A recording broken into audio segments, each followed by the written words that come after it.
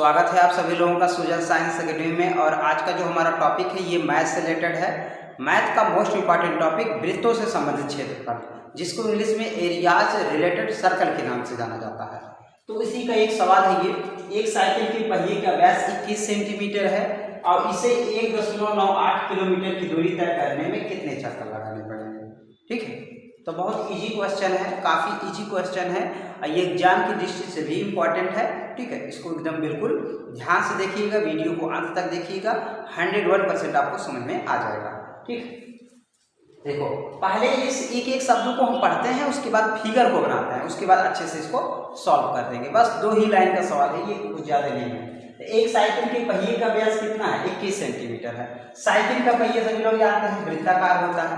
ठीक है, तो एक साइकिल का पहिया बना लेंगे यहाँ पे ऐसे। ठीक, ये साइकिल का पहिया हो गया। और उसके बाद केंद्र कहाँ पे होता है? एकदम बिल्कुल बीचों बीच में होता है। ठीक, और यहाँ अगर कोई ऐसे रेखा है, तो अगर वो केंद्र से होकर जा रही है और परिध पे जाके टच हो जा रही है, तो क्या बन जाता है? यानी वो व्यास हो जाता है। यानी कि वह बड़ी से बड़ी जीवा जो केंद्र से होकर जाती है उसी को व्यास बोला जाता है। तो ठीक है, तो व्यास कितना है? 100, ये है 21 सेंटीमीटर। व्यास कितना है साइकिल के पहिए का? 21 सेंटीमीटर है, ये तो खुद ही दिया है, तो व्यास है। और ये भी हम लोग जानते हैं जो त्रिज्या होती है वो व्यास की आधी होती है। तो पहले आपको पता करना पड़ेगा ये जो पहिया है किसका, ये जो साइकिल का पहिया है, इसकी टोटल परिमाप क्या है, इसके चारों तरफ की माप क्या है।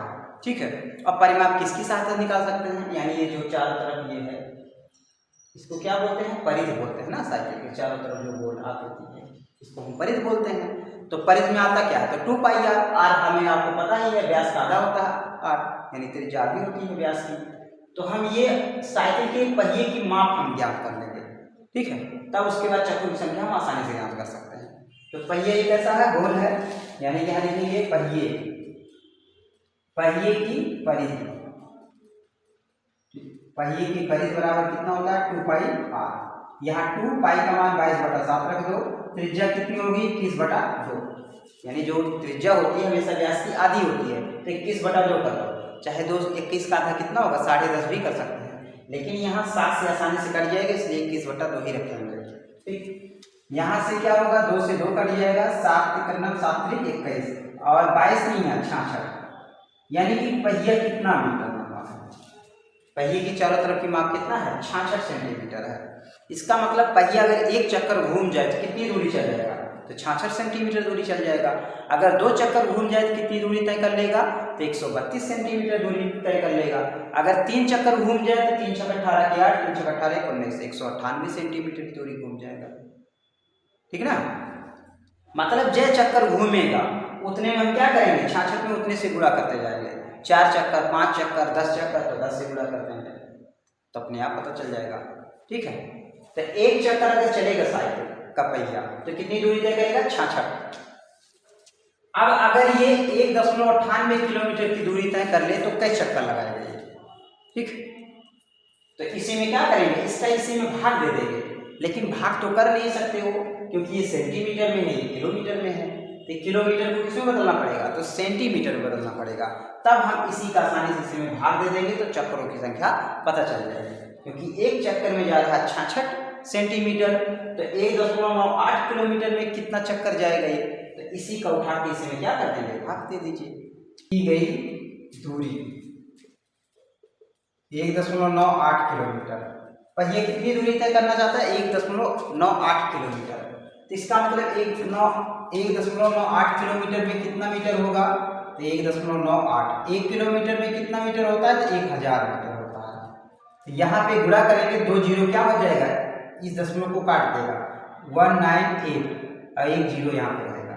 ठीक है, 2 जीरो कट तो दशमलव यहाँ आ जाएगा, उसके बाद 10 में गुणा होगा तो 1 जीरो बढ़ जाएगा। ये मीटर में हो गया। अब अगर इसको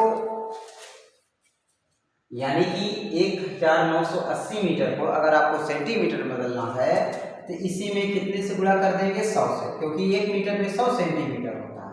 ये कितना हो जाएगा? ये सेंटीमीटर। तो देखो ये कितना हो गया? इकाई, दाई, सैकड़ा, हजार, हजार, लाख। तो 1,98,000 सेंटीमीटर, 1,98,000 सेंटीमीटर, यानी हम 1.98 किलोमीटर की दूरी को सेंटीमीटर में बदल दिए।